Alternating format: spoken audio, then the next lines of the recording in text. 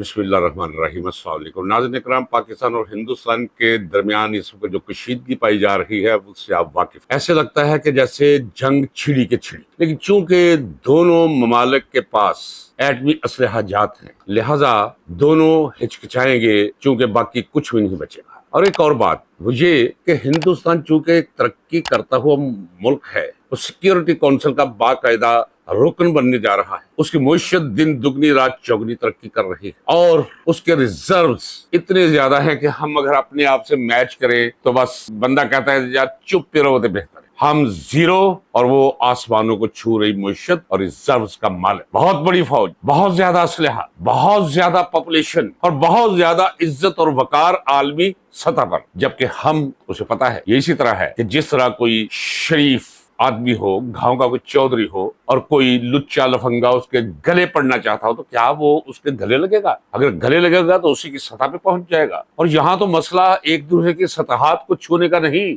यहाँ तो मसला तबाही और बर्बादी का है। इसमें कोई शक नहीं कि अगर हिंदुस्तान पाकिस्तान पर हमला करेगा तो यहाँ एटमी मिसाइल चल जाएंगे। ये मैं कल कह चुका हूँ और मैं ये भी बता चुका हूँ 17 इंडियन शहरों के ऊपर हर वक्त निशाने पे रहते हैं हमारे मिसाइल। लिहाजा हिंदुस्तान कोशिश करेगा कि वो जंग ना करे। और फिर दूसरी बात है कि जंग की पहल ना करे। मैं ये नहीं कह रहा, मैं जंग के इम्कानात को कुल्ली तौर पे उसे इनकार नहीं कर रहा। अब जिस तरह कहते हैं ना कि बाल फलां के कोर्ट में चला गया, अब बाल उसने फेंक दिया है पाकिस्तान की कोर्ट में। वो इस तरह कि मैं कल भी बता चुका हूं कि रावी, सतलुज और ब्यास वो तो वैसे ही रेगिस्तान बन चुके हैं। 3 दरिया झेलम, सिंध और चनाब, इनका पानी रोक लिया गया है और बकिया पानी रोक लिया जाएगा। ये इसी तरह है कि फर्ज करें कोई शख्स हो किसी का दुश्मन और गैज़ो गज़ब हो, उसके लिए नफरत हो। एक तरीका यह है कि जज्बाती लोग, अगर तलवार का जमाना है तो तलवार मारकर सर धड़ से जुदा कर देते हैं और अगर आज का दौर है तो ब्रश मार के उसका कीमा कर देते हैं। इस तरह उसकी आसानी से जान छूट जाती है। एक है किसी को सिसका सिसका कर मारना। भारत ने वो काम कर दिया है। मैं वो मंजर पेश कर सकता हूँ। आज से 50 वर्ष पहले इथियोपिया में कहत पड़ा था। हड्डियों के ढांचे इंसानों के, बड़े बड़े सर, इतनी इतनी गर्दनें, आंखें अंदर को धुसी हुई और पसलियां गिनती जाती। सैकड़ों की तादाद में रेगिस्तान में ये कहत से खुश्क सालियों से, मुसलसल खुश्क सालियों से एक मैदान भरा हुआ था, बल्कि मैदान भरे हुए थे। खौफ आता था देखकर।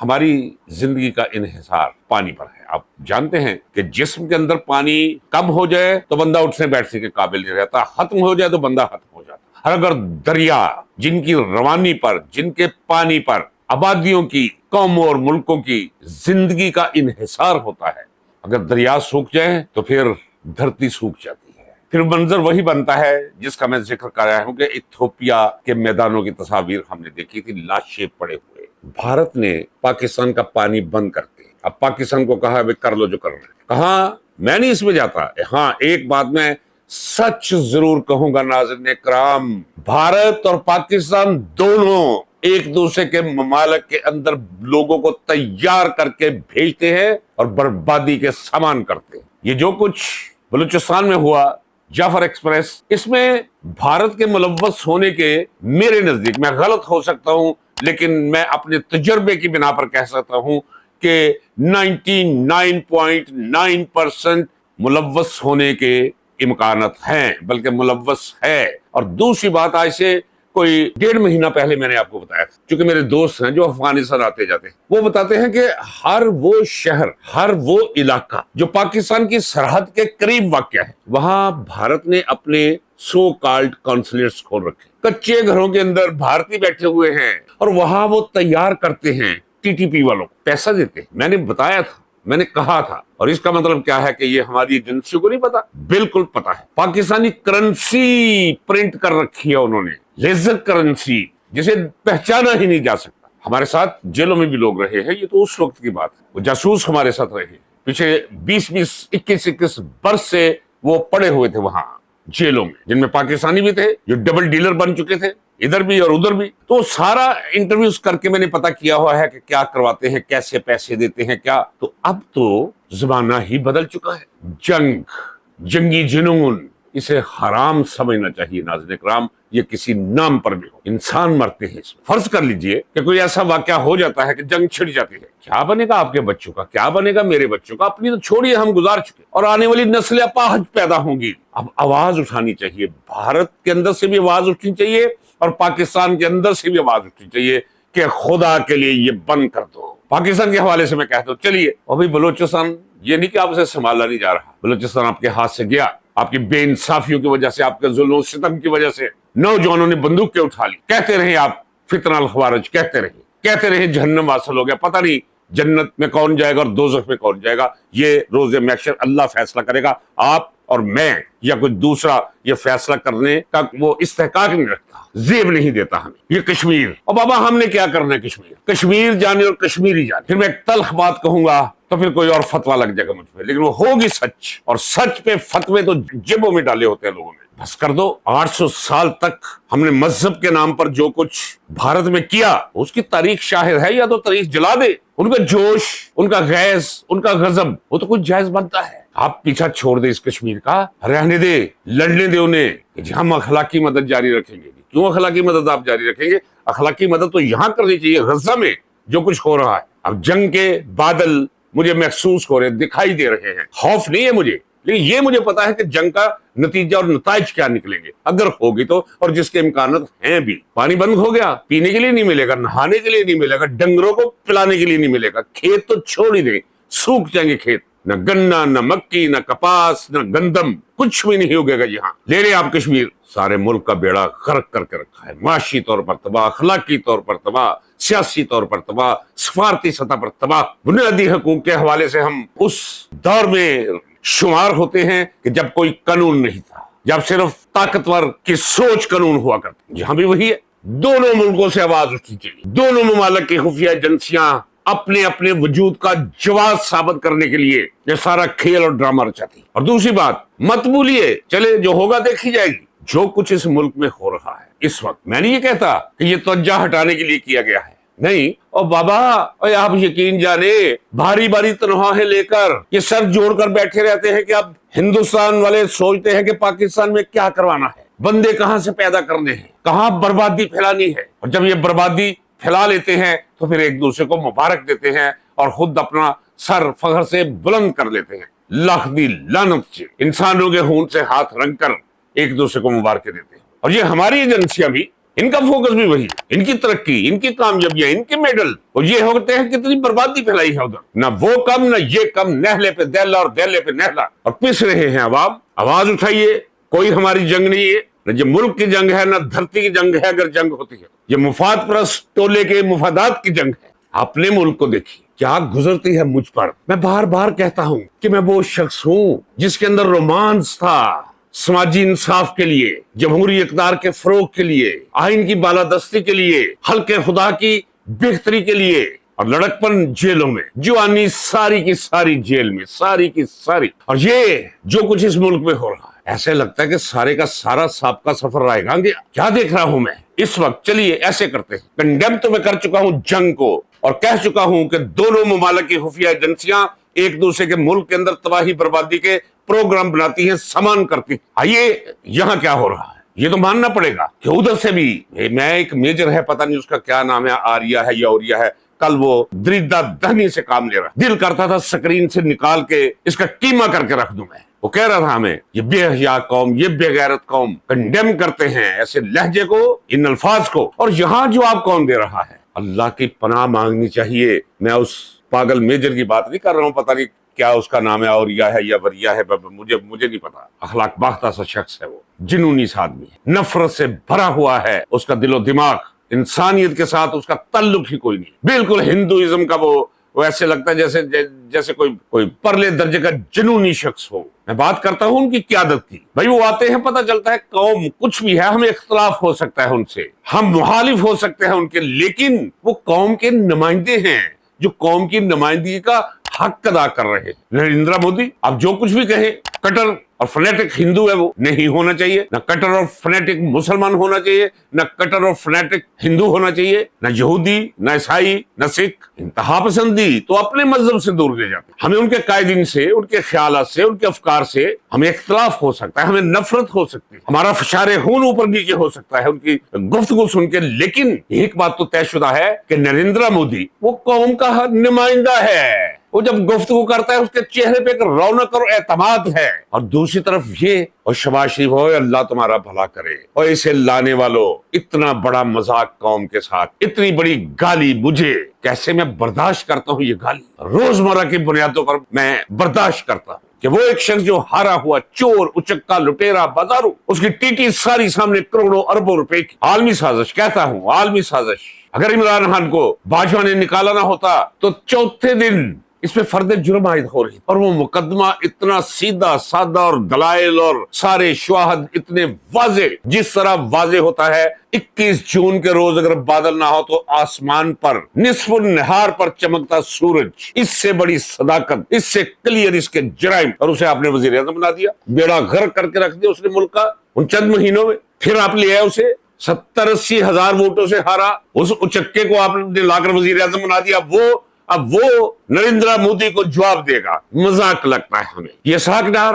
ذرا اسے پوچھے، اور بابا قابل احترام ہے اس کا باپ، اور یہاں نیلا گنبد کے تھوڑا سا پرے جا کر یہ اس کی دکان ہوا کرتی تھی، ہاتھ سے روغن کر کے سائیکلیں کرائے پہ دیا کرتا تھا، پہلے کبھی 8 آنے گھنٹہ تھا، پھر 1 روپیہ گھنٹہ ہوا، پھر 2 روپے، اس کے بعد کرائے پہ جانی سائیکلیں بند ہوگی، پھر اس نے سائیکلوں کی دکان ڈال لی، پنچر لگایا کرتا تھا۔ اس وقت دنیا میں اس کی جائیدادیں ہیں۔ یہ وہ شخص ہے جو منشی منیم نہیں بلکہ لٹدا مال ٹھکانے لگانے والا شخص ہے، یہ شریف خاندان کا، یہ اور سارے کا سارا ثبوت آپ کے پاس موجود ہے۔ جب میں کہتا ہوں آپ کے پاس، ISI کے پاس موجود ہے۔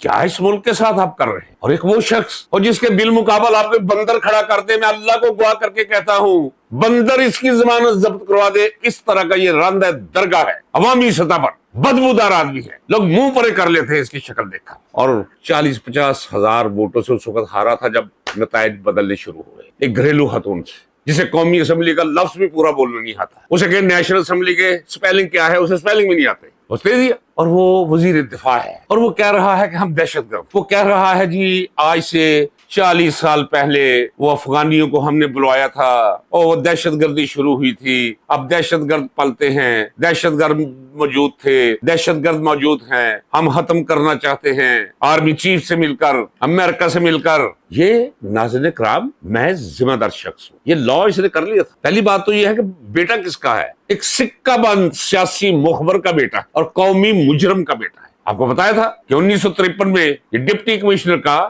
مخبر ہوا کرتا تھا، یعنی ضلعی انتظامیہ کا مخبر ہوا کرتا تھا، وکالت کر کے آ گیا تھا، 4 آنے کی وکالت نہیں، یہ نوٹری پبلک وغیرہ، یہ کوئی اسٹامپ میں پھٹا لگوا کے کسی کو 9-10 روپے روز کہیں گھر لے جایا کرتا، مخبری کرتا تھا۔ اس نے مخبری کی ختم نبوت کی تحریک کے دوران 1953 میں، اور ڈپٹی کمشنر کے ریڈر کو پتا تھا کہ اس نے مخبری کی ہے، وہ غلامان مصطفیٰ میں سے تعلق رکھتا تھا، وہ بھی حد سے بڑا ہوا تھا ختم نبوت کے معاملے میں۔ اس نے بتا دیا باہر جا کر کہ اس نے 21 لوگوں کے نام دیے ہیں ڈپٹی کمشنر کو، تو اسے اس کے گھر سے نکالا، اس کے باپ کو، یہ خواجہ صفر خواجہ یورینل، اس کے باپ کو گھر سے نکالا اور گدھے پہ بٹھایا، اور ناظرین کرام گواہ رکھیے، تحقیق کر لیجئے، پوچھ لیجئے، کتابوں میں لکھا ہے، ایک نہیں 20 کتابوں میں لکھا ہے یہ، اور ہمارے تو بڑوں نے چھڑوایا تھا اس سے لوگوں سے اور الٹا کر کے بٹھایا تھا۔ پہلے بھی بتا چکا ہوں کہ ان دنوں گیس ویسے نہیں ہوا کرتی تھی، یہ لکڑیاں جلا کرتی تھی، لکڑیوں کا برادہ انگیٹھی میں بھر کر ایک لکڑی، اور وہ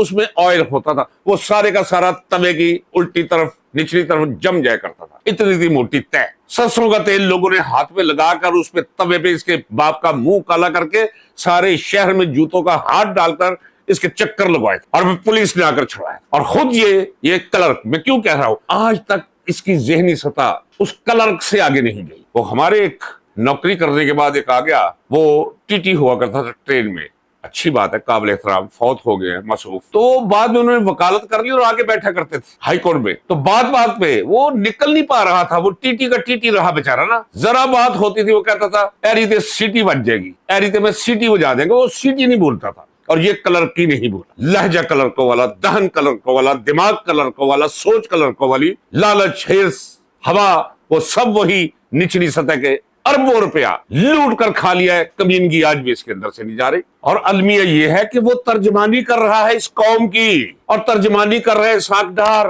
तर्जमानी कर रहा है। अब मैं नाम छोटे छोटे नहीं लेने चाहता हूं, आप यकीन जानिए कि जवाल की निशानियां हैं ये लोग, कौमी और मिल्ली जवाल की निशानियां हैं, बल्कि सबूत है ये। अब देख लीजिए जरा कौन कौन बैठा है। मैं नहीं कहता लोग फरिश्ते थे, लेकिन कहां वो लोग और कहां ये बालिश्ती है। और जवाब दे रहे हैं ये इंडियन गवर्नमेंट को, उस गवर्नमेंट को, उन लोगों को जो अपनी आवाम के नुमाइंदे हैं, फहर जिनके माथे से अया होता है, कॉन्फिडेंस उनके लहजे से आप जरा देखें। ये बैठे होते हैं चोर उचक्के एक दूसरे, इन्हें खुद यकीन नहीं है कि ये उस जगह के लोग हैं जिस जगह पे इन्हें बिठाया गया है। अब होगा क्या, भारत ने जो कुछ करना था कर दिया कि ये ट्रीटी है जिसमें वर्ल्ड बैंक होता है। पहली बात तो ये है कि इंटरनेशनल लॉ, हमें एक सवाल आया था कि क्या आप समझते हैं कि इंटरनेशनल लॉ है, कानून की तारीफ पे पूरा उतरता है? तो इसका जवाब मैंने दिया, नो, वो कानून कहला ही नहीं सकता जिसकी पुष्ट पर कुव्वते नाफसा ना हो। हर कोई बंदा किसी से चेक किसी को देता है, कोई माल लेता है, चेक कैश नहीं होता,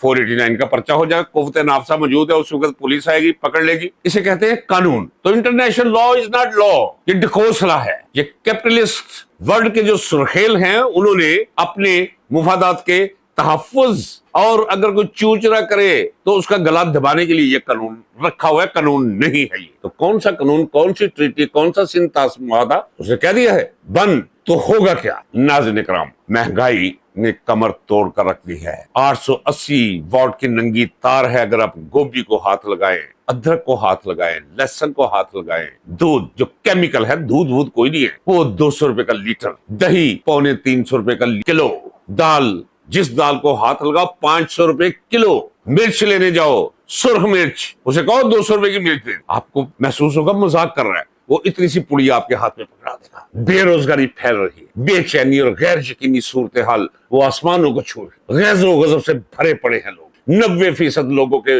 वोट जहां उन्होंने दिए, आपने उन्हें ठेंगा दिखाकर कहा नहीं आप देते रहो, जहां ये आएगा नत्थू खैरा अल्लफ बे जीम दाल, ये चोर उचक्का लुटेरा बाजारू, ये आपके नुमाइंदे हैं। इसका रद्द अमल भी लोगों के अंदर मौजूद है। नौजवान नस्ल, अब मैं कहता हूं 9.5 नहीं, अब 11 करोड़ नौजवान सब के सब बम बने बैठे। जरा थोड़ी सी ढील मिली हालात, आप देखिएगा होता क्या है। अभी मैं देख रहा हूं लोगों के चेहरों पे वो परेशानी नहीं जो होनी चाहिए। इसका मतलब है कि लोगों को इल्म नहीं। ये जो पानी बंद किए हैं, उसे कहा है हमने जो करना था कर लिया। एटम बम मार के मारने की बजाय हम इस तरह आपको मारेंगे, कतरा कतरा मारेंगे आपको, तो कतरा कतरा मरेंगे लोग। गंदम पहले ही हाथ उठा दिए हैं किसान ने, बेड़ा गर्क करके रख दिया है इस मुल्क की ज़राअत का भी। और अब तो ज़राअत गंदम क्या, कपास क्या, गन्ना क्या, गेहूं क्या, मक्की क्या, और पानी होगा तो होगा। अब सारे का सारा पाकिस्तान लाखों एकड़ काबिले काश्त अराजी सारी की सारी ना नहरी रहेगी, ना चाही रहेगी, ना दरियाई रहेगी, बरानी हो जाएगी। उगा लो काले चने, मिट्टी तप कर रेत की शक्ल इख्तियार कर लेगी, भूख नंग घेर लेगी। ये मैं वक्त से पहले बता रहा। अब क्या है, चले अब आप करके दिखाए क्या क्या हिंदुस्तान का कर रहे हैं। क्या करेंगे आप? वहां पहले तो विद इन द कंट्री हम बंद गली में फंस गए, अब आलमी सतह पर भी हम बंद गली में फंस गए। वो जिन्होंने कौम को उस बंद गली में ला खड़ा किया था, अब आसमानों से इंतजाम हुआ है, उन्हें बंद गली में लाकर कुदरत ने खड़ा कर दिया है। चलो आप क्या समझते हैं, अपने मामला से खुदा को बाहर रखकर आप सब कुछ करते हैं, सब कुछ सोचते हैं? नहीं, एक हद होती है। वो पंजाबी में कहते हैं कि अत खुदा दा वैर होता है। और हमने देखा है जिसने आदत उठाई है, जब इंसान बेबस हो गया है तो फिर खुदा के कवानीन हरकत में आ गए। वाकयात का ऐसा तसलसल और ऐसी कड़ियां मार्जे वजूद भी आई है कि खासर और नाकाम बनाकर रख दिया है जुल्म करने वालों को, ज्यादती करने वालों, खौफे खुदा से आरी अफराद और गिरोहों को, अदारों को। इंतजार कीजिए, मैं अपने तजर्बे की रोशनी में आपको बताता रहूं कि इस मुल्क में क्या होने जा रहा है। जब तक मुझे फुर्सत है, जब तक मुझे ये सहूलत मुयस्सर है, अंदाजा कीजिए, सच बोलने के लिए भी आपको सहूलत चाहिए। जरा अंदाजा करें आप कि सच बोलने के लिए, ये मेरे जुमले पर गौर कीजिए कि जब तक मुझे ये सहूलत मौजूद है, मुयस्सर है सच बोलने के लिए, सच कहने के लिए, आने वाले खतरा से अपने हम नफ्सों हम वतनों को आगाह करने के लिए मुझे सहूलत की जरूरत, मुझे इजाजत की जरूरत। इजाजत तो मैं नहीं मांगता हूँ। जैसे मैं कहा करता था, किस चीज की इजाजत भाई? ये जलसा करना है जी, और इजाजत दे डिप्टी कमिश्नर इंतजाम करे। इजाजत कोई नहीं होती जलसों की, जलसा अनाउंस किया जाता है। मौजूदा फौजी क़यादत को मेरा मशवरा है, जो मेरा राइट है, اس معاشرے کے فرد کی حیثیت سے کہ میں مشورہ دوں کہ یہ جو ڈبہ فلم آپ نے ریلیز کر رکھی ہے، یہ جو حنوط شدہ لاش نواز شریف، یہ ٹک ٹاکر ان کی بیٹی، وہ تھرڈ کلاس تھیٹر کا جوکر شہباز شریف، یہ سنا کرمینل، یہ یورینل کے منہ والا، اور یہ اسی کماش کے لوگ جن کے ذریعے آپ نے نظام چلانے کی کوشش کر کے دیکھ لیا نظام نہیں چل رہا۔ نہ صرف نظام نہیں چل رہا، آپ یقین جانیں کہ کبھی ایسے نہیں ہوا تھا۔ مجھے ایک شخص بھی ایسا نہیں ملا، ایک شخص بھی ایسا نہیں ملا آزاد جس نے فوج کے خلاف کلمہ خیر کہا، نہیں تو یہ صورت نہیں اس مقام پر پہنچا دیا ہے۔ یہ رد عمل ہے اس ڈبہ فلم کا جو آپ نے ریلیز کر رکھی۔ جتنی جلدی ہو سکتا ہے ان کا بوریا بستر لپیٹ، فی الحال تو انہیں ایوانوں سے نکالے، عمران خان کے خلاف اپنے غیظ و غضب کو ختم کرے، اس کے حوالے سے غیر ضروری طور پر متحرک انا کو قابو کرے، اس حقیقت کو سامنے رکھتے ہوئے کہ زندگی چند روزہ ہے، یہ 10 سال 5 سال 7 سال 11 سال گزرتے کوئی پتہ نہیں چلتا۔ عقل مند شخص وہ ہے جو اپنی نسلوں کے لیے اپنا نیک نام چھوڑ جائے اگر وہ زندگی میں کہیں سر بلند ہوا ہے۔ نہیں تو مجھے بتائیں کہ آج کوئی شخص پاکستان میں کھڑا ہو کر یہ کہہ سکتا ہے کہ میں یحییٰ خان کا پوتا ہوں؟ چھپاتے پھریں گے اپنی کنیت، چھپاتے پھریں گے اپنی ولدیت، چھپاتے پھریں گے۔ اپنی آنے والی نسلوں پر رحم کیجیے، یہ ڈبہ فلم بند کر دیجیے، عمران خان کے خلاف غصہ تھوک دیجیے۔ یہ وہ وقت ہے کہ جس وقت اس مرد قلندر کی ضرورت ہے۔ آپ دیکھیے گا کہ قوم کا جوش، جذبہ اور ولولہ آسمانوں کی کن بلندیوں کو چھوتا ہے۔ ذرا چھوڑیے، کوئی مقدمہ نہیں، میں بصیرت وکیل کہتا ہوں، ایک مقدمہ بھی نہیں ہے، ایک جرم بھی نہیں ہے۔ میں کہہ چکا ہوں اللہ کو گواہ کر کے، رب بھی کہتا ہوں، صرف طاقت کے زور ان توپوں کا، ان میزائلوں کا، ان ٹینکوں کا، ان بندوقوں کا منہ ادھر کرے، اڈیالہ جیل کی طرف سے ان کا رخ پھیر دے۔ ناظرین کرام، میں آپ کو حقیقت سے آگاہ کر رہا ہوں کہ میرا چینل اسے محدود کرنے کی انتہائی اعلیٰ سطح پر کوشش ہو رہی ہے۔ آپ یقین جانیں کہ جب یہ آن ایئر ہوتا ہے تو